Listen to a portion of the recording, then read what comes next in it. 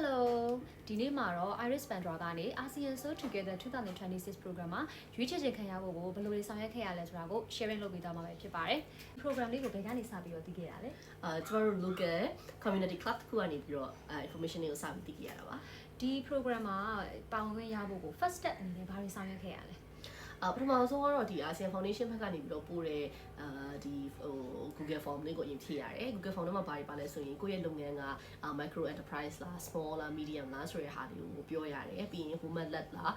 ယောက်ျားဘယ်နှစ်ယောက်ပါတယ်မိန်းမဘယ်နှစ်ယောက်ပါလဲပြီးတော့ indigenous group တွေနဲ့လုပ်နေတာဘယ်လိုလဲဆိုတဲ့ဟာမျိုးပြီးတော့ United Nations Sustainable Development Goal မှာပါတဲ့ asset တွေနဲ့ကိုယ့်ရဲ့လုပ်ငန်းဘယ်လိုတရားကိုက်ညီလဲကိုယ့်ရဲ့လုပ်ငန်းလေး community ကိုဘယ်လောက်ထောက်ကူဖြစ်လဲကိုယ့်လုပ်ငန်းရှုံးနေရလားမြတ်နေရလားprofit margin လေးကိုလည်းသူတို့ပြောပြရတယ်အဓိကတော့သူကလုပ်ငန်းရဲ့သဘောတရားကိုလုပ်ငန်းရဲ့အနေအချက်ကိုသူတို့သိချင်တာဖြစ်တဲ့အတွက်ကြောင့်မလို့အဲ့ဒါနဲ့သက်ဆိုင်တဲ့မိကွန်းလေးတွေကိုပေးထားပါတယ်အဲ့ဒါလေးကိုပြီးသွားပြီเนาะ Google Form လေးကို submit လုပ်ရပါတယ်အဲ့ဒီထဲကနေမှသူကလုပ်ငန်း200ကိုပြန်ယူပါတယ်ဒါဆိုရင်ဒီလုပ်ငန်း200ပြန်ရွေးချယ်ခြင်းခံရပြီးတဲ့အချိန်မှာနောက်ထပ် next step အနေနဲ့ဘာတွေကိုလုပ်ဆောင်ခဲ့ရလဲnext step ကတော့ Zoom နဲ့တယောက်ချင်းစီကို interview ပါတယ်အဓိကလူချင်းမေးတဲ့အချိန်မှာတော့ကျမတို့ဒီ program นี้6လကြာမဲ့ program ဖြစ်တယ်ဒီ6လကြာတဲ့ program ကသူက commitment ကလည်းသူကအပြည့်ပေးနိုင်ရလားဆိုတဲ့ဟာပြီးတော့90% attendance လိုတာဖြစ်တဲ့အတွက်ကြောင့်မလို့ဒီလုံးဝအမြဲတမ်းတက်နိုင်မှာလားပြီးရင်လုပ်ခိုင်းတဲ့ project တွေကိုလုပ်နိုင်မှာလားပေါ့အဲ့ဒါမျိုးနဲ့ပတ်သက်ပြီးတော့သူကအဓိကမေးတယ်ပြီးသွားတဲ့အချိန်မှာဒီ ASEAN So Together 2026 program ကဘာတွေပြောလင့်လဲပေါ့နော်ဒီအဲ့ထဲကနေပြီးတော့ကိုယ့်ရဲ့လုပ်ငန်းကိုဘာတွေရနိုင်မယ်လို့ထင်လဲဆိုတဲ့ဟာမျိုးလေးသူကမေးတယ်မေးပြီးသွားတဲ့အချိန်ကျရင်အဲ့ဒီ200 MSME 200တွေကနေမှလုပ်ငန်း120ကိုနောက်ဆုံးမှပြီးချင်တယ်ပေါ့နော်ကဲပါဒါဆိုလို့ရှိရင် Iris Pandra အနေနဲ့တခြားသော MSME လုပ်ငန်းတွေကို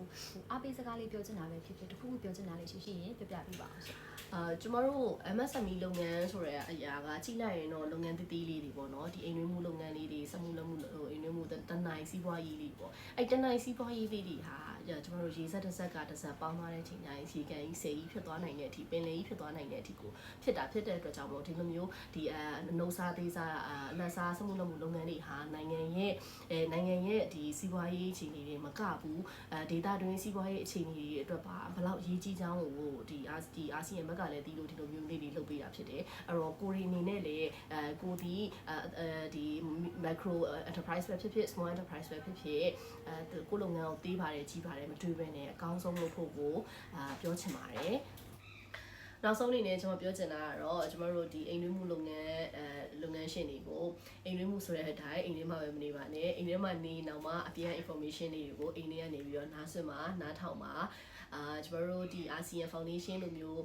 ဒေတာတွင်းအဆင့်ထိကိုမဟုတ်ပဲနဲ့ကျွန်တော်တို့ပြည်တွင်းအဆင့်မှာလည်း MSME လုပ်ငန်းတွေအတွက်ကိုပေးနေတဲ့ training တွေပြီးရင်ချီးမွေပေးနေတာမျိုးတွေအများကြီးရှိပါတယ်အဲ့လိုမျိုးတွေကိုဝင်လျှောက်ပါငါတော့ရှောက်နိုင်မရနိုင်ပါဘူးလေဆိုပြီးတော့မလုပ်ပါနဲ့ဝင်လျှောက်ကြည့်ပါစူးစမ်းကြည့်ပါပြီးရင်တခြားသောအိမ်ဝင်မှုလုပ်ငန်းတွေနဲ့ချိတ်ဆက်ပါ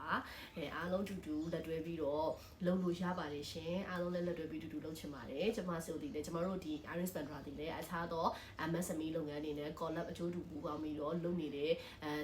project တွေရှိပါတယ်လုပ်နေပါတယ်ရှေ့လျှောက်လည်း project တွေနဲ့အတူဆက်ပြီးတော့သွားဖို့ရှိပါတယ်အဲ့တော့ကျွန်မဘက်ကနေပြီးတော့ကျွန်မရဲ့လုပ်ငန်းတူเนาะကျွန်တော်တို့လုပ်ငန်းသဘောတရားတူတဲ့ MSME လုပ်ငန်းတွေအားလုံးကိုအားတင်ထားပါဆက်ပြီးတော့ကြိုးစားပါ